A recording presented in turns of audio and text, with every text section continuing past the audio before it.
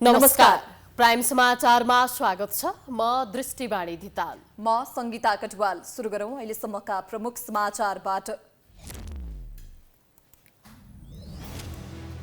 बालुवाटार जग्गाको छानबिनमा सर्वोच्चको brake through. पूर्व प्रधानमन्त्री द्वय माधव र बाबुराम पक्राउ पर्न सक्ने 4 जना पूर्व मन्त्रीको भागाभाग।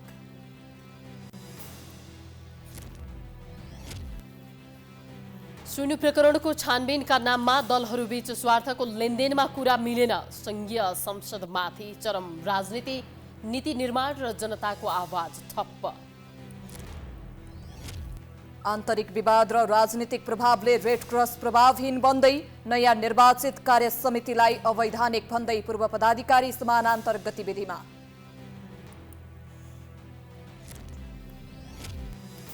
भारतीय लोकसभा सचिवालयद्वारा राहुल गान्धीको सांसद सदस्यता पुनर्बहाली, सत्यको जित भएको गान्धीको प्रतिक्रिया, समर्थकले मनाए खुसियाली। र मछिन्द्र फुटबल क्लबले एएफसी कपको प्रारम्भिक छनौटका लागि मंगलबार भुटानको फारो एफसीसँग प्रतिस्पर्धा गर्दै।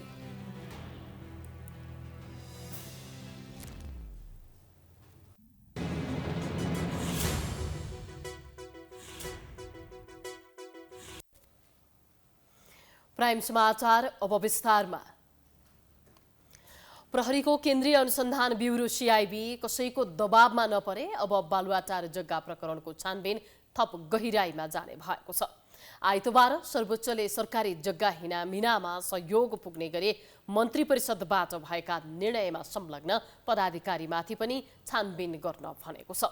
यो आदेशसँगै अब निर्णयमा संलग्न तत्कालीन प्रधानमन्त्री, मन्त्री, मुख्य सचिव र तत्कालीन सचिव समेतलाई अनुसन्धानको दायरामा ल्याउन सहज भएको छ। बालुवाटार स्थित ललिता निवासको जग्गा अनियमितताको अनुसन्धानका क्रममा तल्लो स्तरमा रहेका कर्मचारी तथा जग्गा खरिद बिक्री गर्नेहरू मात्रै निशानमा परेका थिए। तर अब भने पूर्व प्रधानमन्त्री तथा मन्त्रीलाई समेत पक्राउ गर्ने बाटो खुलेको छ। आइतबार सर्वोच्चले बालुवाटार स्थित ललिता निवासको सरकारी जग्गा हिनामिनामा सहयोग पुग्ने गरी मन्त्री परिषदबाट भएका निर्णयमा संलग्न पदाधिकारीमाथि पनि छानबिन गर्न भनेको छ। यो आदेशसँगै अब निर्णयमा संलग्न तत्कालीन प्रधानमन्त्री, मन्त्री, मुख्य सचिव र तत्कालीन सचिव समेतलाई अनुसन्धानको दायरामा ल्याउन सहज भएको छ। अब नेपाल प्रहरीको केन्द्रीय अनुसन्धान ब्युरो सीआईबी राजनीतिक दबावमा नपर्ने हो भने निर्णयकर्ता अर्थात् तत्कालीन प्रधानमन्त्री माधव कुमार नेपाल र बाबुराम भट्टराई अनुसन्धानमा मात्रै तानिने छैनन्, पक्राउनै पर्न सक्छन्। यो फैसलाको अर्थ के हो भने कानुनको शासन भएको मुलुकमा अदालतले गरेको आदेश त्यो चाहिँ सर्वोपरि हुन्छ। एउटा अर्को कुरा, कानुन बमोजिम अनुसन्धान अभियोजन गर्दाखेरि व्यक्ति को हो भनेर हेरिनु हुँदैन। कुन व्यक्ति हो, को व्यक्ति पर्यो, को व्यक्ति परेन भनेर हेरिनु हुँदैन। कुन ओहदामा बसेको व्यक्ति थियो भन्ने पनि हेरिनु हुँदैन। जोसुकै व्यक्ति भए पनि यदि दोषी छ भने, अनुसन्धानले उसलाई दोषी देख्छ भने उसमाथि कारबाही हुनु पर्यो, यो अनुसन्धान अगाडि बढ्नु पर्यो भन्ने हो भन्ने हामीलाई लाग्दछ। सर्वोच्चको आदेशले नयाँ तरङ्ग सिर्जना गरेको छ। प्रहरीलाई पूर्व प्रधानमन्त्रीदेखि मन्त्रीसम्मलाई पक्राउ गर्ने बाटो खुलेसँगै पूर्व उपप्रधानमन्त्री एवं भौतिक योजना मन्त्री विजय कुमार गच्छेदार, राज्यमन्त्री सञ्जय कुमार शाह, पूर्व भूमि सुधार मन्त्री चन्द्रदेव जोशी र डम्बर श्रेष्ठलाई पक्राउ गर्न सीआईबीले अनुमति लिएको छ। तर यिनीहरू अहिलेसम्म पक्राउ परेका छैनन्। उनीहरूको भागाभाग चलिरहेको छ। होइन, पक्राउ पनि चाहिँ जारी भएको थियो। अहिले लेटेस्ट यो 4 जना भयो होइन, 4 जना पूर्व मन्त्रीज्यूहरूको हकमा र बाँकी जस्तो कतिजना 2-3 जना चाहिँ त अदालतले नै चाहिँ थुनामा नराखेर अनुसन्धान गर्नु भनेको छ। बाँकी 20-22 जना जति छ त्यो चाहिँ पुरानो चाहिँ अहिले पनि छ। मन्त्री परिषदबाट ललिता निवास जग्गा हिनामिनामा सहयोग पुग्ने गरी 4 पटक निर्णय भएको छ। 2066 चैत 29 गते बालुवाटार स्थित प्रधानमन्त्री निवास विस्तार गर्दा मोही र निजी जग्गा धनीलाई सरकारी र सार्वजनिक जग्गा दिने निर्णय भएको थियो। जुन निर्णय कार्यान्वयन गराउन 2067 वैशाख 31 गते मन्त्री परिषद निर्णयले अर्को निर्णय गर्यो। अझै त्यति गर्दा समेत काम फत्ते नभएपछि केही मोही र जग्गाधनीको विवरण छुटेको भने 2067 साउन 28 गते तेस्रो निर्णय भएको थियो। यी तीनवटै निर्णय तत्कालीन प्रधानमन्त्री माधव कुमार नेपालले गराएका थिए। अर्का पूर्व प्रधानमन्त्री बाबुरामले भने सरकारी जग्गालाई गुठीमा लैजान स्वीकृति प्रदान गरेका थिए। भूमाफियाको प्रभावमा परेर 2069 असोज 18 गते सरकारी कार्यालय समर्जङ कम्पनीको नाममा रहेको जग्गा हुँदै नभएको अर्थात् नक्कली गुठी पशुपति टिकिन्सा गुठीलाई दिलाएका थिए। यसरी सरकारी जग्गा भूमाफियालाई खान सजिलो बनाइदिने दुई पूर्व प्रधानमन्त्री नेपाल र भट्टराईमाथि प्रहरीले अनुसन्धान अघि बढाएको छ। बालुवाटार स्थित ललिता निवास जग्गा प्रकरणमा बेस्टुनालाई हिरासतमा लिएर सिआइबीले अनुसन्धान गरिरहेको छ। तर कृत्यमा सहभागी नभएकाहरूको हकमा के गर्ने भन्नेमा भने अन्यल देखिएको छ। कानुनका जानकारले कृत्यमा सहभागी नभएका तर जग्गा किनेर घर बनाएका वा जग्गा खरिद गर्नेलाई राज्यले उचित क्षतिपूर्ति दिनुपर्ने बताएका छन्। बालुवाटार स्थित ललिता निवासमा रहेको 112 रोपनी जग्गा हडप्नेमाथि अनुसन्धान भइरहेको छ। पटक पटक अनुसन्धान गरेर अभियोजनमा फिर्ता गरेको मुद्दा दोस्रो चरणमा पुगेको छ। यस प्रकरणमा बिचौलिया, तत्कालीन मालपोतका कर्मचारी, नक्कली मोही र जग्गा खरिद बिक्री गर्ने व्यक्तिको समेत अनुसन्धान भइरहेको छ। अनुसन्धान गर्दा केही व्यक्तिले जग्गा फिर्ता पनि गरिरहेका छन्। कृत्यमा सहभागी नभएका तर दोस्रो र तेस्रो व्यक्तिबाट जग्गा खरिद गरेकाहरूका लागि के गर्ने भन्ने स्पष्ट भइसकेको छैन। तर अनुसन्धान गरिरहेको सिआइबी र अभियोजन गर्ने निकाय सरकारी वकिलबीच छलफल भएर तेस्रो पक्ष अथवा कृत्यमा सहभागी नभएको पक्षलाई राज्यले न्याय दिनुपर्ने कानुनका जानकारको भनाइ छ। जो कृत्यमा संलग्न छैनन्, जसले इमान्दारपूर्वक आफ्नो गोजीबाट पैसा हालेर जग्गा किनेका छन्, ती व्यक्तिको आज जग्गा चाहिँ उनी सडकमा पुग्ने भयो भने सरकारले यो अनुसन्धान गर्दा त्यो तेस्रो पक्ष जसलाई अन्याय परेको छ त्यसलाई हेर्ने कि नहेर्ने, आज त्यो पक्षमा चाहिँ कसैले हेरेको छैन। त्यसैले कृत्य जालसाजीमा संलग्न नभएका तर आफ्नो पैसा राखेर इमान्दारपूर्वक किन्ने व्यक्तिलाई पनि सरकारले यो अनुसन्धान गर्दाखेरि उनीहरूलाई कसरी संरक्षण गर्ने हो त्यो कुरा हेर्न जरुरी छ। एक पाटोलाई हेरेर अर्को पाटोमा चाहिँ आँखा चिम्लिन्छ सरकार सक्दैन। जग्गा फिर्ता गरेपछि पाउनुपर्ने क्षति के गर्ने भन्ने विषयमा अन्यल छ। ललिता निवासमा रहेको 112 रोपनी जग्गाको अनुसन्धान जारी भए पनि कतिपय जग्गा 27 जना व्यक्तिको नाममा गइसकेको छ। त्यसमध्ये सबैभन्दा बढी भाटभटिनी सुपरमार्केटका सञ्चालक मिनबहादुर गुरुङको छ। त्यसपछि शोभाकान्त ढकाल तथा रामप्रसाद सुवेदीको नाममा बढी छ। जग्गा फिर्ता गरे मुद्दा नचलाउने सम्मको बहस भएको छ। यस प्रकरणमा राजनीतिक दलका नेताले पनि दोषीलाई उम्कन नदिने र निर्दोषलाई उन्मुक्ति दिने वातावरण बनाउनु पर्ने बताएका छन्। सरकारको प्रतिबद्धता के छ भने निर्दोष व्यक्तिहरू, त्यसमा कहीँ कतिपय नजोडिएकाहरू, उनीहरूको पनि एउटा स्वाभिमान हुन्छ, नपरुन् भन्ने कुरामा सरकार प्रतिबद्ध छ। जहाँसम्म चाहिँ अब कतिपय विषय नीतिगत निर्णय गर्ने प्रक्रियामा सहभागी रहेछन् भने ती व्यक्ति विशेषको हकमा उहाँहरूले छानबिनको दायरामा कहीँ न कहीँ नाम जोडियो भने प्रक्रियामा आएर प्रष्टीकरण दिइसकेपछि त्यो हल हुन्छ। अब सरकारले चाहिँ व्यक्ति तोकेर यसलाई गर यसलाई नगर कहीँ कतै कसैलाई पनि भनेको छैन। सम्बन्धित निकायले अनुसन्धान गरेका छन्। यता प्रमुख प्रतिपक्षी दल नेकपा एमाले पनि यस प्रकरणमा निष्पक्ष छानबिन गर्नुपर्ने पक्षमा छ। प्रथम त कृत्यमा सहभागी हुने, नीतिगत निर्णय गर्नेहरूलाई कारबाही गर्नु पर्यो होइन। त्यसपछि त्यो खरिद गर्नेहरू पनि छ नि, के हुन्छ भनेदेखि यसको मूल्याङ्कन के छ एउटा अनुमान त गर्न सकिन्छ नि। उसलाई अनुसन्धानको दायरामा ल्याउनु, उसलाई चाहिँ पनि ल्याउनु पर्छ। ललिता निवास जग्गा प्रकरणमा पूर्व प्रधानमन्त्री द्वय माधव नेपाल र डाक्टर बाबुराम भट्टराई पनि अनुसन्धानको दायरामा आएका छन्। यसैगरी पूर्व उपप्रधानमन्त्री विजय गसितार, पूर्व मन्त्री डम्बर श्रेष्ठ, सञ्जय शाह, चन्द्रदेव जोशीलाई समेत पक्राउ पूर्जी जारी गरिएको छ। राजस्व अनुसन्धान विभागले समातेको 1 क्विन्टल सुनको असली मालिक पक्राउ हुन सकेको छैन। यो प्रकरणलाई टुङ्गोमा पुर्याउन संसदीय विशेष छानबिन समितिको माग राखेर प्रमुख प्रतिपक्ष दल एमाले संसद अवरुद्ध गर्दै आएको छ। एमालेको माग सम्बोधन गर्न सरकार तयार नभएपछि सोमबार निर्धारण गरिएको दुवै सदनको बैठक बस्नै सकेन। प्रतिनिधि सभा सुचारू गर्न 2-3 पटक शीर्ष तहमा छलफल भए पनि प्रमुख प्रतिपक्षी दल नेकपा एमाले 100 क्विन्टल सुन प्रकरणमा छानबिनका लागि संसदीय विशेष समिति बन्नुपर्ने माग छाडेन। एमाले यसका लागि सरकारलाई दबाब दिन साउन 10, 15 र 16 गते निर्धारण गरेको संसद बैठक पनि अवरुद्ध गरेको थियो। सोमबारको बैठक पनि चल्न नदिने एमालेको अडानका कारण बैठक मङ्गलबार 3 बजे बस्ने गरी स्थगित भएको छ। सरकारले छानबिनका लागि आफ्नो माग पूरा नगर्ने देखिएको तथा राजस्व अनुसन्धान विभागबाट फेरि अनुसन्धानका लागि प्रधानमन्त्री प्रचण्डले सिआइबीलाई निर्देशन दिएपछि अनुसन्धानमा थप आशंका जन्मिएको एमालेको ठहर छ, जसका कारण एमाले संसद अवरुद्ध गरिरहेको छ। आज हामीले जे कुरा राख्यौँ, सरकारले अहिले पनि अडान राख्यो कि उच्च स्तरीय छानबिन समिति बनाउन अहिले आवश्यक छैन। यसमा प्रतिपक्षले सहयोग गरिदिनु पर्यो भन्ने उहाँहरूको माग छ। यसमा हामीले भन्यौँ सरकारले यस प्रकारको पोजिसन लिएर बस्नु जरुरी छैन। यो सरकारको तस्करहरूलाई नियन्त्रण गर्ने, कारबाही गर्ने यो प्रक्रियालाई सहयोग पुर्याउनका लागि नै वास्तवमा हामीले उठाएको मुद्दाले सहयोग पुग्छ। सरकारले अनुसन्धान गर्ने सरकारी निकाय हुँदाहुँदै विशेष छानबिन समिति बनाउनुको औचित्य नभएको बताउँदै एमालेको माग पूरा गर्न अस्वीकार गरेको छ। जनताका जल्दा बल्दा समस्याको बारेमा बहस हुने र कानुन निर्माण गर्ने थलो संसद अवरुद्ध गरेको भन्दै सत्तारूढ दल भने एमालेसँग रुष्ट बनेको छ। सुन भित्रियो जे तस्करीको प्रक्रियाबाट जे आयो त्यसप्रति त हामी सत्तारूढकै सांसदहरूले पनि त केही कुरा सोध्नु छ नि। हामीले पनि त संसद खोल्यो भने त्यहाँ बोल्नु छ नि। त्यसैले संसद चाहिँ प्रतिपक्षको हो, त्यसकारण प्रतिपक्षलाई कुनै विषयमा प्रश्न गर्नु थियो भने प्रश्न चाहिँ भित्र नगरेर संसद बन्द गर्ने कुरा चाहिँ अत्यन्तै गल्ती छ। हरेक समस्याको समाधान संसद अवरोध होइन। संसद अवरोध गर्ने अनि बाहिरबाट समाधान खोज्ने प्रक्रिया संसदीय प्रक्रिया होइन। बन्द संसद खोल्ने र संसदभित्रैबाट चाहिँ बहस गर्ने, विवाद गर्ने, छलफल गर्ने र निष्कर्षमा पुग्ने यो चाहिँ संसदीय प्रक्रिया हो। त्यसकारणले यो जे प्रकारको अवरोध भइरहेको छ यसप्रति विमति छ, आपत्ति छ। सरकारको निकाय जो प्रतिस्पर्धी छ, सक्षम छ, त्यसले अनुसन्धान गरिरहेको बेला बिचमै अर्को आयोग गठन गरेर यसलाई अल्मल्याउने खालको काम हुन सक्दैन। किनभने अहिले जति पनि भ्रष्टाचार विरुद्धका कारबाही छन्, तस्करी लगायतका सुशासनसँग सम्बन्धित विषयहरू छन्, त्यसमा सरकार इमान्दारीपूर्वक दृढतापूर्वक अगाडि बढिरहेको छ।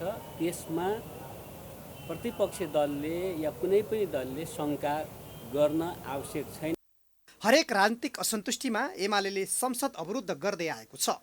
सुन प्रकरणलाई अनावश्यक विवादमा तान्दा अनुसन्धानमा असर पर्ने देखिन्छ। अहिले 100 केजी सुन काण्डमा पनि सत्ता पक्ष र प्रतिपक्षको जुहारीले संसद अनिर्णयको बन्दी बनेको छ। संसदलाई अनिर्णयको बन्दी बनाउनुको कारण भने दलहरूबीच स्वार्थको लेनदेनमा कुरा नमिलेर नै हो। कुन दिन के विषयमा स्वार्थ मिल्छ अनि संसद खुल्छ त्यो भने हेर्न बाँकी छ। नेपाली कांग्रेसका भातृ संगठनहरू गुटगत प्रभावले थिलो अवस्थामा छन्। नेवी संघ र तरुण दलको विवाद समाधान नहुँदै नेपाल महिला संघको विवाद यति बेला उत्कर्षमा पुगेको छ। संस्थापन पक्षले विधान विपरीत 12 जिल्लाका सभापति हटाएको भन्दै इतर पक्षले देशभर समानान्तर कमिटी बनाउने चेतावनी दिएको छ। पार्टी केन्द्रीय कमिटीमा मात्र होइन, नेपाली कांग्रेसको प्रदेश, जिल्ला र ओडा तहका कमिटीहरूमा समेत गुटगत राजनीतिको प्रभाव व्याप्त छ। भातृ संगठनहरू त झन् गुटगत प्रभावले थिलो भएका छन्। अधिवेशन गर्न नसकेका कारण नेवी संघ र तरुण दल निष्प्रभावी बन्दै गएका छन्। नेतृत्वलाई रिझाएर संगठनको अध्यक्ष हत्याए पनि नेवी संघका दुजाङ शेर्पा र तरुण दलका विद्वान गुरुङले संगठनलाई चलायमान बनाउन नसकेको भन्दै आफ्नै संगठनका सदस्यहरूले राजीनामा रहेका छन्। यता नेपाल महिला संघ पनि पछिल्लो समय आन्तरिक विवादको भुमरीमा परेको छ। केन्द्रीय नेतृत्वले विधान विपरीत 12 जिल्लाका सभापतिलाई हटाएको भन्दै अर्को पक्ष आन्दोलित भएको छ। सोमबार काठमाडौँमा पत्रकार सम्मेलन गर्दै 20 केन्द्रीय सदस्यले जिल्ला सभापतिलाई हटाउने निर्णय नसच्याए देशभर समानान्तर समिति बनाउने चेतावनी समेत दिएका छन्। महिला संघमा लामो समयसम्म संगठनमा काम गरेका नेता कार्यकर्तालाई पाखा लगाउने उद्देश्यले कसैको निहित स्वार्थ पूरा गर्नका लागि महिला संघमा विग्रह ल्याइएको उनीहरूको आरोप छ। उनीहरूले 3 दिनभित्र उक्त निर्णय सच्याउन अल्टिमेटम समेत दिएका छन्। विधान विपरीत काम गरेको भन्दै संघकी अध्यक्ष उषा राउत मिश्रलाई बर्खास्त गर्नुपर्ने केन्द्रीय सदस्य रिता शाहीले बताएकी छिन्। कांग्रेस यो अभियानमा असफल पार्ने नियतिका साथ नेपाल महिला संघका अध्यक्ष उषा राउत मिश्रले गरेको यस्ता हरकत तत्काल बन्द गर्ने माग गर्दछौँ। साथै पार्टीलाई एक ढिक्का बनाएर संगठन शुद्धिकरण अभियान सञ्चालनमा भइरहेको बेला पार्टीभित्र विग्रह निम्त्याउने नेपाल महिला संघका अध्यक्ष उषा राउत मिश्रलाई तत्काल बर्खास्त गर्न समेत माग गर्दछौँ। अध्यक्ष मिश्रले संस्थापन इतर पक्षका सभापतिहरूलाई छानी विधान विपरीत पदबाट हटाएको आन्दोलनरत पक्षको आरोप छ। यस विषयमा पार्टी सभापति शेरबहादुर देउवालाई जानकारी गराउँदा पनि कुनै पहल नभएको उनीहरूको आरोप छ। संघकी अध्यक्ष मिश्रले सोलुखुम्बुमा छिलहामु शेर्पा, बारामा सीता मैनाली, पर्सामा विद्या श्रेष्ठ, सिरहामा विमला निरौला, ताप्लेजुङमा मीना गुरुङ, इलाममा निर्मला सञ्जेल, महोत्तरीमा बिना तिवारी, रौतहटमा भुवनी गिरी, कास्कीमा कोपिला शर्मिला राणाभाट, झापामा सुशीला ढकाल र हुम्लामा विजया बुढालाई हटाएकी थिइन्।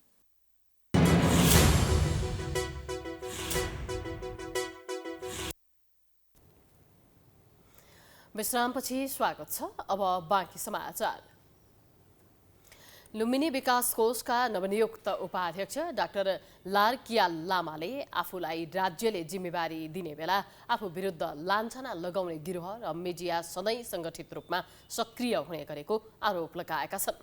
सोमबार रिपोर्टर्स क्लब नेपालमा पत्रकार सम्मेलन गर्दै नवनियुक्त उपाध्यक्ष लामाले उक्त आरोप लगाएका हुन्। लुम्बिनी विकास कोषको उपाध्यक्षमा आफ्नो नियुक्तिपछि केही मिडियाले आफू विरुद्ध चरित्र हत्याको निम्न स्तरीय तहमा उत्रिएर गरिएका समाचार, टिप्पणी र लान्छनाप्रति आफ्नो गम्भीर ध्यानाकर्षण भएको बताए। लुम्बिनी विकास कोषको उपाध्यक्षमा मेरो नाम नियुक्ति भएपछि कि केही मिडियाले म विरुद्ध चरित्र हत्याको निम्न स्तरीय तहमा उत्रिएर गरिएको समाचार, टिप्पणी र लान्छनाहरूप्रति मेरो गम्भीर ध्यान आकर्षण भएको छ। विगत केही वर्ष यता जब मलाई राज्यको तर्फबाट जिम्मेवारी दिन्छ त्यति बेला म विरुद्ध यस्तो लान्छना लगाउने गिरोह र मिडिया सधैँ सङ्गठित रूपमा सक्रिय हुने गरेको छन् र तिनीहरू एउटै जमत छन्। उनीहरूले लगाएको अभियोगहरूको अदालती परीक्षणमा समेत मैले सधैँ सफाई पाएको छु। उनले लुम्बिनी विकास कोषको उपाध्यक्षको जिम्मेवारी दिने नेपाल सरकारको निर्णयप्रति आफू आभारी भएको बताउँदै लुम्बिनीको विकासका लागि आफू योग्य भएको दावी गरे। उनले आफू हेलम्बु जस्तो दुर्गम गाउँमा गरिब आदिवासी जनजाति परिवारमा जन्मिएर बौद्ध दर्शनको शिक्षा दीक्षा लिएर बुद्धत्वको प्रचार प्रसारमा आफ्नो जीवन समर्पित गर्नु नै अपराध हो भने आफू अपराधबाट कहिल्यै सफाई पाउन नसक्ने बताए। सरकार, सदन, सडक र संगठनका गतिविधिमा नेकपा एकीकृत समाजवादी कमजोर बन्दै गइरहेको छ। पार्टीकै सम्मानित नेता झलनाथ खनालले नेतृत्वको शैलीमाथि बारम्बार प्रश्न उठाए पनि अध्यक्ष माधव नेपाल कानमा तेल हालेर बसिरहेका छन्। पार्टी प्रभावशाली बनाउन नसकेपछि फुर्सदिलो बनेका नेपाल पछिल्लो समय विदेश भ्रमणमा बढी आकर्षित बनेका छन्। सरकारमा सहभागी भए पनि नेकपा एकीकृत समाजवादीप्रति जनताको आकर्षण घट्दो छ। नेता कार्यकर्ताहरू एमालेमै फर्कन थालेपछि अध्यक्ष माधव कुमार नेपाल एक्लो बन्दै गइरहेका छन्। आफ्नै सहकर्मी पार्टीका सम्मानित नेता झलनाथ खनालले फरक मत सहितको दस्तावेज स्थायी कमिटी बैठकमा प्रस्तुत गरेका छन्। पार्टीलाई सैद्धान्तिक र नीतिगत सवालमा एमाले भन्दा भिन्न देखाउन नसकेको कारणले नेता कार्यकर्ता एमालेमा फर्किएको उनको विश्लेषण छ। सडक, सदन र संगठनमा एकीकृत समाजवादी कमजोर साबित भएको छ। सरकारका कामकाजमा पनि प्रभावकारी भूमिका देखाउन सकिरहेको छैन। संगठन यत्रतत्र बिथोलिएको छ। सदनमा पनि टर्च बालेर खोज्नुपर्ने स्थितिमा छ। अस्तव्यस्त बनेको पार्टीलाई सम्हाल्न नसकेका अध्यक्ष नेपालको विदेश मोह भने बुझि नसक्नुको छ। आफूहरू कमजोर साबित भएको बुझिसकेका नेपाल पछिल्लो समय फुर्सदिला बनेका छन्। नेपाल विभिन्न उद्घाटन, विमोचन, सभा सम्मेलनतिर नै व्यस्त हुने गरेका छन्। समाजवादी मोर्चाको पनि औचित्य नदेखिएपछि नेपाल विदेशमा हुने कार्यक्रममा सहभागिता जनाएर समय काटिरहेका छन्। अध्यक्ष नेपाल प्रवासी नेपाली एकता मञ्चले स्विजरल्याण्ड, स्पेन, क्रोएसिया र बेलायतमा आयोजना गर्ने विभिन्न कार्यक्रममा सहभागी हुन सोमबार स्विजरल्याण्ड प्रस्थान गरेका छन्। ललिता निवास प्रकरणमा छानबिन गर्न सर्वोच्च अदालतले आदेश दिएको भोलिपल्ट नै उनी युरोपका लागि उडेका हुन्। होइन, हाम्रो अध्यक्ष अन्तर्राष्ट्रिय रूपले मान्यता प्राप्त नेताको रूपमा हुनुहुन्छ। यसैले संसारका विभिन्न देशका कम्युनिस्ट पार्टीहरूलाई ती कम्युनिस्ट पार्टीहरूसँग अन्तर्क्रिया गर्ने, उनीहरूसँग सम्बन्ध विकास गर्ने, नेपालको हाम्रो एकीकृत समाजवादी पार्टीको सम्बन्धलाई सुव्यवस्थित गर्ने र ती सम्बन्धित देशमा पनि नेपालीहरू छन्। ती नेपालीहरूको बिचमा हाम्रो पार्टी, हाम्रो विचारधारा, यो विचारधारालाई स्थापित गर्ने क्रममा उहाँलाई पूर्व निर्धारित कार्यक्रम अन्तर्गत विदेश गइरहनु भएको छ। उहाँ आज पनि विदेश जानुभएको छ, तर यो कुनै संयोग मात्रै अथवा उहाँको विदेश मोह होइन कि यो पूर्व निर्धारित कार्यक्रमको एउटा अंश। पूर्व प्रधानमन्त्री समेत रहेका अध्यक्ष नेपाल यसअघि त्रिदेशीय भ्रमणका क्रममा साउन 7 गते राति करिब 12 बजे इन्डोनेसिया प्रस्थान गरेका थिए। अन्तर्राष्ट्रिय कम्युनिस्ट पार्टीको बैठकमा सहभागी हुन इन्डोनेसिया पुगेका उनले सिङ्गापुर र मलेसियाको पनि भ्रमण गरेका थिए।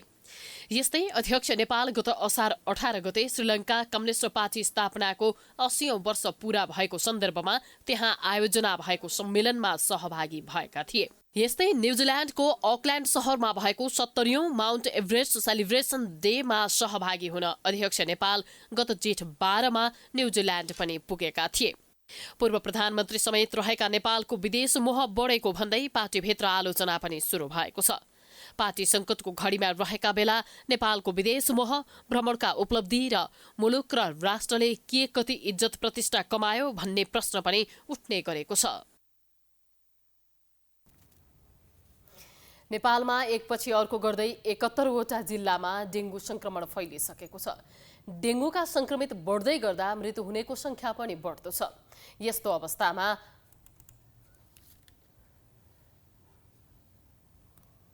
स्वास्थ्य तथा जनसङ्ख्या मन्त्रालयले डेङ्गु नियन्त्रणका लागि ठोस कदम चाल्न सकिरहेको छैन। विभिन्न कार्यक्रम गरिए पनि ती कार्यक्रमहरू प्रभावकारी हुन नसक्दा संक्रमणले महामारीको रूप लिन सक्ने खतरा बढेको छ। स्वास्थ्य समस्या बढिरहनुको प्रमुख कारण सरसफाइमा ध्यान नपुग्नु नै हो। यति बेला तराई तथा शहरी भेगमा कोभिड-19 पछिको अर्को महामारीको रूपमा डेङ्गु फैलिरहेको छ। डेङ्गुका कारण संक्रमण र मृत्युको संख्या बढ्दै गएको छ। डेङ्गु नियन्त्रणको प्रमुख उपाय लार्भा खोज र नष्ट गर्नु नै हो। तर सरकारवाला निकायले खोज र नष्ट गर अभियानलाई प्रभावकारी बनाउन सकेका छैनन्। डेङ्गु नियन्त्रणका उपायहरू प्रभावकारी नहुँदा अझै डेङ्गुको जोखिम बढ्दै गएको शुक्रराज ट्रपिकल तथा सरुवा रोग अस्पतालका पूर्व निर्देशक डाक्टर अनुप वास्तोला बताउँछन्। सामान्य गर्न सकिने काम कसैले गरेका छैन, तर हामी भनिरहेछौँ लार्भा नष्ट अभियान भइरहेछ गरिरहेछौँ भनेर। गएर हेरौँ, तपाईँ अहिले बाटोमा जाँदाखेरि छेउछाउमा हेर्नु यति धेरै टायरहरू छ, तपाईँको घर वरिपरि छ। हामीले त्यसलाई हटाउनलाई केही कार्यक्रमहरू योजनाहरू केही अभियानहरू चलायौँ। यो पैसा लाग्ने विषय पनि होइन श्रीमान महानिर्देशकज्यू। जब बागमती सरसफाइ अभियान हामीले चलाउन सक्छौँ भने यो टायर हटाउने अभियान किन गर्न सक्दैनौँ? डेङ्गुको संक्रमण बर्खायाम सुरु भएदेखि करिब 3 महिनामा बढ्ने र जाडो मौसम सुरु भएसँगै आफै हराउने गर्थ्यो। तर गत वर्ष सुरु भएको डेङ्गुको समस्या कुनै पनि महिना शून्यमा झरेन। यस वर्ष जनवरीदेखि अहिलेसम्म 7253 जनामा डेङ्गु संक्रमण देखिएको छ। अझै पछिल्लो दिनहरूमा यसले निकै तीव्रता पाएको छ। साउन महिनाको 2 हप्ताको अवधिमा मात्रै संक्रमितको संख्या निकै तीव्र गतिमा बढेको छ। विशेष गरी कोशी प्रदेशमा मात्रै 5101 जनामा संक्रमण पुष्टि भएको छ। बागमती प्रदेशमा 1171, गण्डकी प्रदेशमा 389 र सुदूरपश्चिम प्रदेशमा 342 जनामा संक्रमण देखिएको छ। अहिलेसम्म 71 जिल्लामा डेङ्गु संक्रमण पुष्टि भएको देखिएको छ। डेङ्गुको रोकथाम व्यवस्थापन र उपचार निदानको लागि स्वास्थ्य मन्त्रालय, स्वास्थ्य सेवा विभाग, इपिडेमियोलोजी तथा रोग नियन्त्रण महाशाखाले 1 वर्षको एकीकृत वार्षिक कार्ययोजना बनाएको छ र त्यही वार्षिक कार्ययोजना अनुसार हामीहरूले कामहरू गरिरहेका छौँ र रोकथामका कार्यहरू सञ्चालन गरिरहेका छौँ। र उक्त कार्ययोजना अनुसार स्थानीय तहको भूमिका के हो, प्रदेश सरकारको भूमिका के हो र केन्द्र सरकारको भूमिका के हो भन्ने विषयमा पनि हामीहरूले स्पष्ट पारेका छौँ। र स्थानीय तहहरू गत वर्ष बढी केस रिपोर्टिङ भएका ठाउँहरूमा हामीहरूले सशर्त बजेट डेङ्गु नियन्त्रण तथा रोकथाम भनेर सशर्त बजेट पनि पठाएका छौँ। देशमा कुनै पनि रोगले महामारीको रूप लियो भने त्यसलाई तत्काल नियन्त्रण गर्नु स्वास्थ्य मन्त्रालयको दायित्व हो। तर महामारीको बेलामा पनि मन्त्रालय र स्वास्थ्य निकाय बीच समन्वय अभाव देखिँदा प्रभावकारी काम हुन सकेको छैन। यता स्वास्थ्य सचिव डाक्टर रोशन पोखरेलले सरकारले डेङ्गु नियन्त्रणमा सरकार प्रतिबद्ध भएर लागेको दावी गरेका छन्। हामीलाई चुनौती भनेको यही 3 महिना छ, असार साउन भदौ असोज र कहिलेकाहीँ कार्तिक पनि पुग्ने हुन्छ। त्यही भएर यो 4-5 महिना चाहिँ हामी केयरफुल हुन सक्यौँ भने अब यो वर्षै पछि दुःख दिइरहन्छ। तर यसलाई कसरी चाहिँ न्यूनीकरण गर्ने भन्ने कुरामा चाहिँ हामी जान सक्यौँ भने पक्कै पनि फाइदा हुन्छ। अर्को 2-3 वटा चाहिँ यो टायरहरूलाई कसरी छोप्ने, कसरी ओपन हुन नदिने, जुन अहिले हामी यो प्लास्टिकका बोतलहरू जुन हामी युज गर्छौँ, प्लास्टिकका सामानहरू, प्लास्टिकका झोलाहरू र त्यो जहाँ पाए त्यही फाल्छौँ। प्लास्टिकको झोला फाल्ने बित्तिकै त्यो झोला पानी परेपछि त्यो पानी त्यो झोलामै बसिरहने, माथिपट्टि र त्यही थोरै पानीमा पनि डेङ्गुका अन्डाहरू यो मस्कुटले त्यहाँ अन्डा पारेर त्यहाँबाट चाहिँ लार्भा प्युपा हुँदै लामखुट्टे बनेको चाहिँ हामीले पाइरहेछौँ। डेङ्गुकै कारण गत वर्षमा पनि झण्डै 55,000 मानिस संक्रमित भए भने 88 जनाले ज्यान गुमाएका थिए। यस वर्ष पनि बेलैमा सजगता नअपनाउँदाको परिणाम बिस्तारै देखिँदै गएको छ। अब पनि सरकार डेङ्गु नियन्त्रणमा गम्भीर नबन्ने हो भने अघिल्लो वर्षहरूमा भन्दा पनि ठूलो महामारीको सामना गर्नुपर्ने स्थिति नआउला भन्न सकिँदैन। त्यसैले सरकार बेलैमा सचेत हुन आवश्यक छ। सरकारले बजेट नदिएपछि कञ्चनपुरको गड्डा चौकी स्थित पशु क्वारेन्टाइन कार्यालय बन्द हुने अवस्थामा पुगेको छ।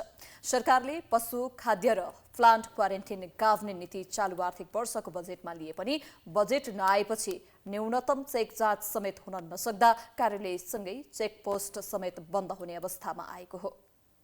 भारत तथा तेस्रो मुलुकबाट आउने पशुपक्षी तथा पशुजन्य पदार्थ चेक जाँच गर्ने निकाय क्वारेन्टाइन कार्यालय कञ्चनपुर महाततका चेक पोइन्ट बन्द भएका छन्। चेक पोइन्ट बन्द हुँदा भारतबाट आउने पशु तथा पशुजन्य वस्तुको परीक्षण रोकिएको छ। आर्थिक वर्षमा सरकारले सबै सरकारी कार्यालयमा बजेट छुट्याउने गरे पनि कञ्चनपुर स्थित गड्डाचौकी स्थित पशु क्वारेन्टाइन कार्यालयका लागि भने यस वर्ष शून्य बजेट छ, जसका कारण दैनिक कार्यालय सञ्चालनमा समेत समस्या भएको छ भने परीक्षण किट समेत नभएपछि तत्कालका पशु क्वारेन्टाइन कार्यालय महाततका 4वटै चेक पोइन्टबाट हुँदै आएको सेवा बन्द गरिएका छन्। पशु क्वारेन्टाइन कार्यालय कञ्चनपुरका प्रमुख डाक्टर उत्तम आचार्यले आर्थिक मन्त्रालयबाट कुनै पनि दायित्व सृजना हुने काम गरे व्यक्ति स्वयंले बेहोर्ने भन्ने परिपत्र आएकोले कार्यालयका दैनिक कामकाज समेत बन्द गर्ने अवस्थामा पुगेको बताए। अहिले चाहिँ हामी यस विषयमा चाहिँ हाम्रो केन्द्रीय स्तरबाट पशु विभाग, कृषि मन्त्रालय लगायत अर्थ मन्त्रालयसँग निरन्तर चाहिँ यो विषयमा चाहिँ छलफल चलिरहेको अवस्था छ।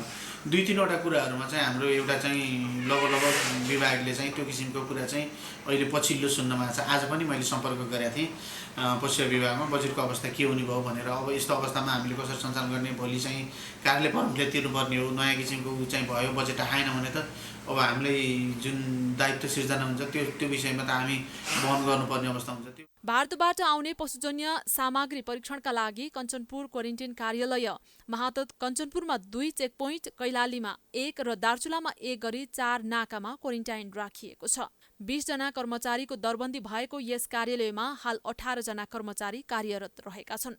बजेट नआउँदा कर्मचारीले तलब समेत खान पाएका छैनन्। आर्थिक वर्ष सकिएको, सम्झौता पनि सम्पन्न भइसकेको र एउटा चाहिँ अफिस खोल्नु पर्यो, गाडी चलाएर कुनै ठाउँमा स्पटमा जानु पर्यो भने पनि ती कर्मचारी नभएको अवस्था छ। त्यो अवस्थामा एउटा कार्यालय प्रमुखको हिसाबले भन्दाखेरि वास्तवमा अफिस चलाउन एकदमै सकस भएको अवस्था छ।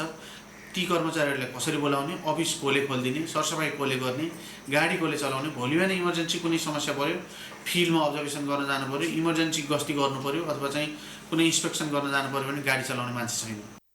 सरकारले अन्य सामान्य कार्यालयमा समेत बजेट विनियोजन गर्दा महत्त्वपूर्ण मानिने पशु क्वारेन्टाइन कार्यालयलाई भने कुनै प्रकारको बजेट छुट्याएको देखिएन। दैनिक सीमा नाका हुँदै भित्रिने अन्डा, माछा, खसी, बोका लगायत पशुपक्षी तथा पशुजन्य पदार्थको चेक जाँचै नभई सर्वसाधारण उपभोक्तासँग गइरहेकाले विभिन्न रोगहरू भित्रने चुनौती थपिएको छ।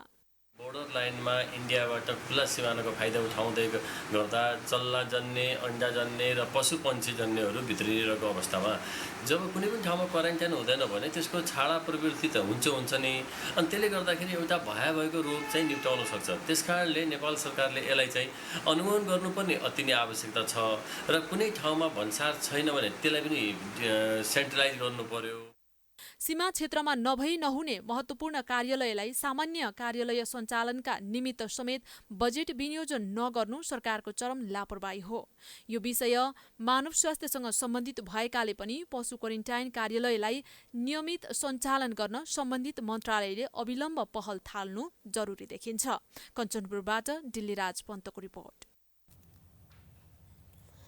मन्त्री परिषदबाट पारित भएको शिक्षा विधेयकलाई लिएर थारू समुदायहरूले आपत्ति जनाएका छन्। संघीय शिक्षा ऐन संशोधन गर्न बनेको विधेयकले मधेसी, आदिवासी, जनजाति, दलित, पिछडा वर्ग वा अल्पसंख्यक मुसलमान समुदाय र थारूलाई 22% आरक्षणको व्यवस्था गरे।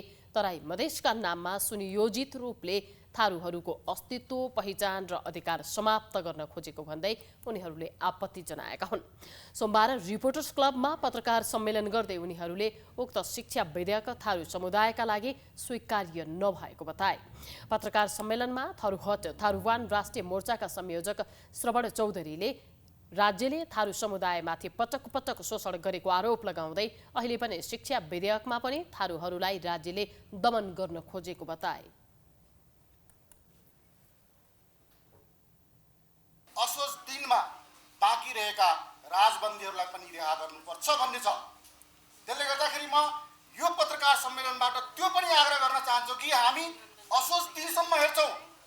यो शिक्षा ऐनको विषयमा त हामी आज र भोलिसम्म मात्र हेर्छौँ। जति पनि परिवर्तनका आन्दोलनहरू भए र यो देशका भूमिपुत्र थारूहरू हुन्, यसको मूल्य यदि हामीलाई हाम्रो अधिकार पहिचानबाट हामीलाई पूर्ण विश्वास दिलाएन, हामीलाई अधिकार सम्पन्न बनाएन भने यसको मूल्य राज्यले, यो सरकारले, यो देशले चुकाउनु पर्छ।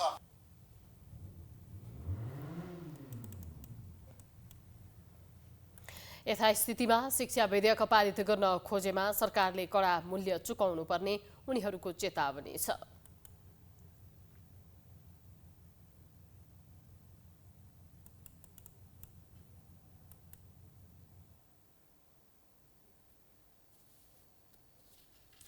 देशका कुनै पनि कुनामा विपद वा महामारी आइपर्दा महत्त्वपूर्ण भूमिका खेल्ने निकाय हो नेपाल रेड क्रस सोसाइटी। तर पछिल्लो समय आन्तरिक विवाद र राजनीतिक प्रभावका कारण रेड क्रसको भूमिका प्रभावहीन बन्दै गएको छ। नेपाल रेड क्रस सोसाइटीमा 2071 सालदेखि एकैपटक 2080 साउन 2 गते नयाँ कार्य समिति चयनका लागि निर्वाचन भयो। यसबीचमा निर्वाचन नभएकै कारण तदर्थ समितिकै भरमा रेड क्रस सञ्चालन भइरहेको थियो। तर 2077 सालमा तत्कालीन सरकारले डाक्टर नेत्रविक्रम तिमसिनाको अध्यक्षतामा तदर्थ केन्द्रीय कार्य समिति गठन गरेपछि भने रेड क्रस बदनाम हुन पुग्यो। सञ्जीव थापा अध्यक्ष रहेको कार्य समिति विघटन गरी 2077 साल साउन 12 गते सरकारले नेत्रप्रसाद तिमसिनाको अध्यक्षतामा तदर्थ कार्य समिति गठन गरेको थियो। उक्त तदर्थ समितिले कोभिड-19 का कारण काम गर्न नपाएको भन्दै तोकिएको म्याद सकिएपछि पनि 1 वर्ष 5 महिना म्याद थप गरियो। तिमसिना समूहले काम गर्न पाऊ भनी पटक पटक अदालतमा मुद्दा हालेपछि उच्च अदालत पाटनले म्याद थप गरिदिएको थियो। अदालतले तोकिदिएको म्याद समाप्त भएपछि 2078 साल पुस 14 गते सरकारले 3 महिनाका लागि सुदर्शन प्रसाद नेपालको अध्यक्षतामा 29 सदस्यीय कार्य समिति गठन गर्यो। तर नेत्रविक्रम तिमसिना समूहले नयाँ कार्य समिति विरुद्ध सर्वोच्च अदालतमा पुनः रिट दायर गर्यो। सो मुद्दा छिनोफानो हुन नपाउँदै सरकारले 2079 साल जेठ 31 गते पुनः तदर्थ कार्य समिति गठन गर्यो। यसरी नेत्रविक्रम समूहले बारम्बार विरोध गरिरहँदा यसको समाधान स्वरूप सरकारले निर्वाचन गरी नयाँ कार्य समिति गठन गर्ने निर्णय गर्यो। विभिन्न समस्याहरूलाई पन्छाउँदै गत साउन 2 गते निर्वाचन सम्पन्न भयो र सुदर्शन प्रसाद नेपालको अध्यक्षतामा नयाँ कार्य समिति गठन समेत भयो। निर्वाचनपछि नयाँ कार्य समितिले विभिन्न एजेन्डा बनाएर काम गरिरहेको छ। नेपाल रेड क्रस सोसाइटीको चाहिँ कार्य समूह भनेर चाहिँ नेपाल रेड क्रस सोसाइटीको विधान अनुसार अधिकार प्राप्त चाहिँ समूह थियो। त्यसले चाहिँ निर्वाचन अगाडि गर्यो र यो 2080 साल साउन 1 र 2 गते चाहिँ विधिवत रूपमा वैधानिक हिसाबले निर्वाचन सम्पन्न भएको छ। अब मलाई लाग्छ अलिअलि जो चाहिँ तपाईँको विवाद भएका कति विषयहरू पनि अब चाहिँ त्यो निर्वाचन पछि चाहिँ अन्त भएको कुरा चाहिँ हामीले चाहिँ त्यो महसुस गरेका छौँ। अब विवाद छ जस्तो हामी देख्दैनौँ। तर पनि केही कुराहरू तपाईँको चाहिँ अब असन्तुष्टि होला के होला त्यो हुनसक्छ। यसरी नयाँ कार्य समितिले विभिन्न एजेन्डाका साथ काम गरिरहँदा नेत्रविक्रम तिमसिना समूह भने निरन्तर विरोध गरिरहेको छ। समूहका अन्य पदाधिकारी निर्वाचनमा जान चाहे पनि नेत्रविक्रम तिमसिनाले आफू अध्यक्ष पदमा उठ्ने अडान नछाडेपछि निर्वाचनमा समेत सहभागिता जनाएन। निर्वाचनमा पनि सहभागी नभएको समूह निर्वाचनपछि भने समानान्तर कार्य समिति बनाएर हिँडिरहेको छ। त्यस्तै साउन 2 गते सम्पन्न भएको निर्वाचन विधानसम्मत नभएको भन्दै यो समूह बाहिर बसेर रेड क्रस जस्तो प्रतिष्ठित संस्थालाई बदनाम गरिरहेको छ। नेपाल रेड क्रस सोसाइटीको निर्वाचन नेपाल रेड क्रस सोसाइटीको विधानले त चिन्नुपर्छ होला नि त। विधानको कुन दफाले दिएको अधिकार प्रयोग गरेर कसले बोलायो त्यो निर्वाचन महाधिवेशन? मेरो प्रश्न। राज्य र सङ्घ संस्था नेतृत्वविहीन हुँदैन नि? सरकार खाली हुन्छ, संस्थता नै हुँदैन। कोही न कोही कुनै हैसियतमा समिति त हुन्छ नि, भ्याकुम हुन्छ। प्रधानमन्त्रीले राजीनामा दिएर स्वीकृत हुँदा नि अर्को प्रधानमन्त्रीले शपथ नगरिन्जेल त त्यही मन्त्रीमण्डलले काम गरे हुन्छ नि, अर्को क्याबिनेट नभन्दा। रेड क्रसमा छ सर्वोच्च अदालतको 4वटा अन्तरिम आदेश छ हामीसँग, तिमीहरू कायम हो भनेको।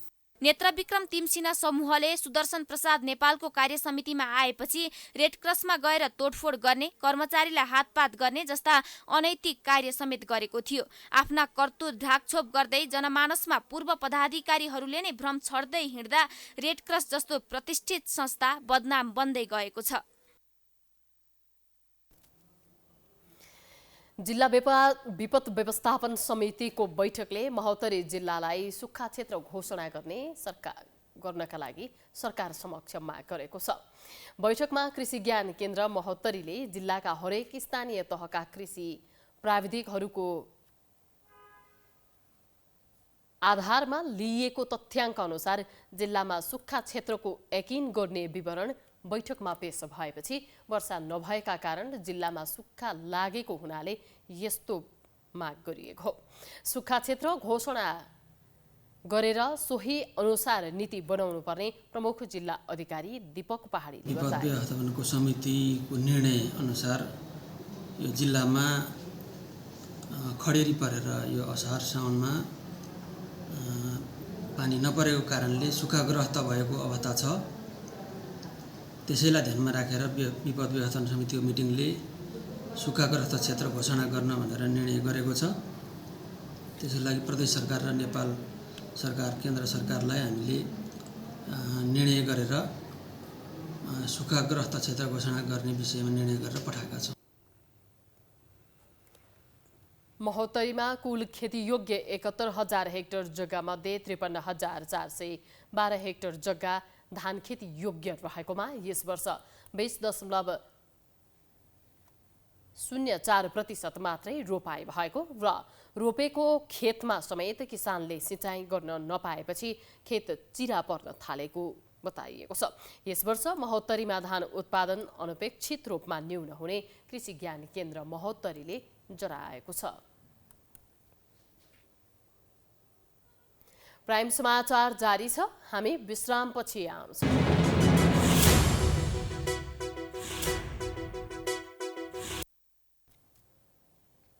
विश्रामपछि पुनः स्वागत छ। अब आर्थिक समाचार।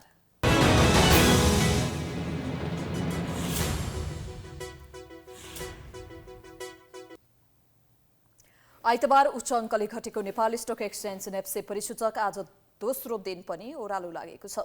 आज नेप्से परिसूचक 3.21 अङ्कले घटेर 2048.26 को बिन्दुमा कायम भएको छ। आज 267 कम्पनीको 66,47,143 किता शेयर 1,01,236 पटक खरिद बिक्री हुँदा 2,33,35,73,297 रुपैयाँ बराबरको कारोबार भएको छ। आज ब्याङ्किङ, जलविद्युत, लगानी र अन्य समूहको उपसूचक घटेको छ भने बाँकी सबै समूहको उपसूचक बढेको छ। कारोबार रकम र कारोबार भएका शेयर संख्याका आधारमा आज सबैभन्दा धेरै आइएमए लाइफ इन्सुरेन्स कम्पनीको 43,59,348 रुपैयाँ बराबरको शेयर किनबेच भएको छ। अब खेलकुद समाचार।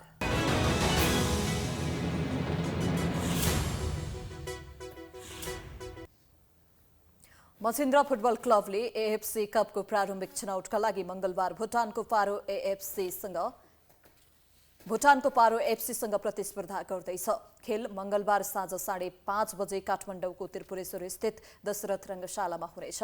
एएफसी कप छनौटको प्ले अफ चरणको पहिलो खेलमा मछिन्द्रा पारो एफसीको सामना गर्न लागेको हो। खेल अघि सोमबार रङ्गशालामा आयोजित प्री म्याच कन्फरेन्समा दुई टोलीका कप्तान र प्रशिक्षकले खेलको तयारी राम्रो भएको बताएका छन्। जुन पोजिसनमा लाग्छ त्यो पोजिसनलाई फुलफिल गर्नलाई प्लेयरहरू हामीले अनुमोदन गऱ्यौँ। राम्रै खेलाएर हाल्छन्। एज अ टिम राम्रै भएको छ र ट्रेनिङ पनि हाम्रो 2 विक्सको चाहिँ ट्रेनिङ टाइमको अब यो पानी परेर के भयो अलिकति चाहिँ अझै छिटो भयो, अझै बेटर हुन्छ होला। पानी परेर कहिले के प्रब्लम भएर चाहिँ अलिक ढिलो भयो। बट ओभरअल हाम्रो टिमलाई त्यो सेपमा आउनलाई टाइम त्यस्तै मछिन्द्रका प्रशिक्षक किशोर केसीले भुटानको पारो राम्रो टिम भएकाले खेल सुरु भएपछि रणनीति बुझेर त्यही अनुसार प्रदर्शन गर्नुपर्ने जिकिर गरे।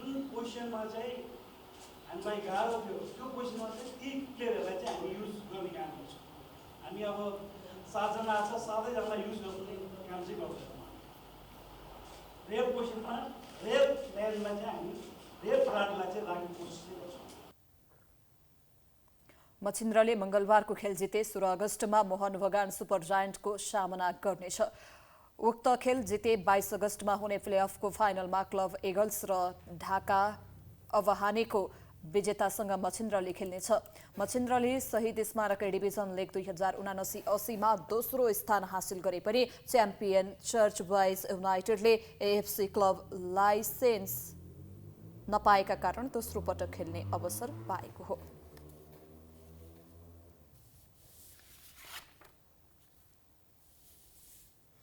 हामी प्राइम समाचारको अन्त्यमा आइपुगेका छौं। जाँदा जाँदै प्रमुख समाचार पुनः एकपटक।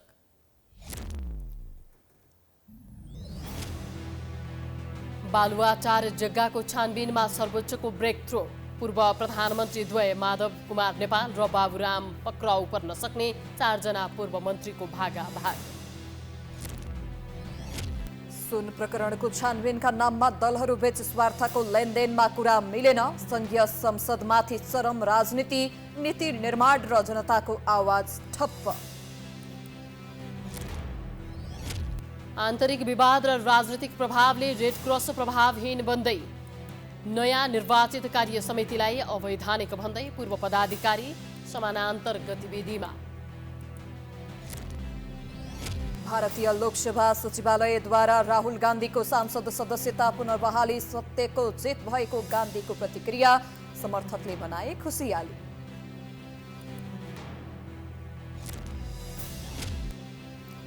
र मछिन्द्र फुटबल क्लबले एएफसी कपको प्रारम्भिक छनौटका लागि मंगलबार भुटानको पारो एफसीसँग प्रतिस्पर्धा गर्दै।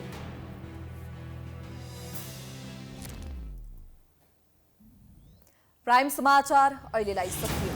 यसपछिको प्रस्तुति जनता जान्न चाहन्छन् ऋषि कलाको साथमा। हेर्दै गर्नुहोला प्राइम टाइम्स एचडी। नमस्कार।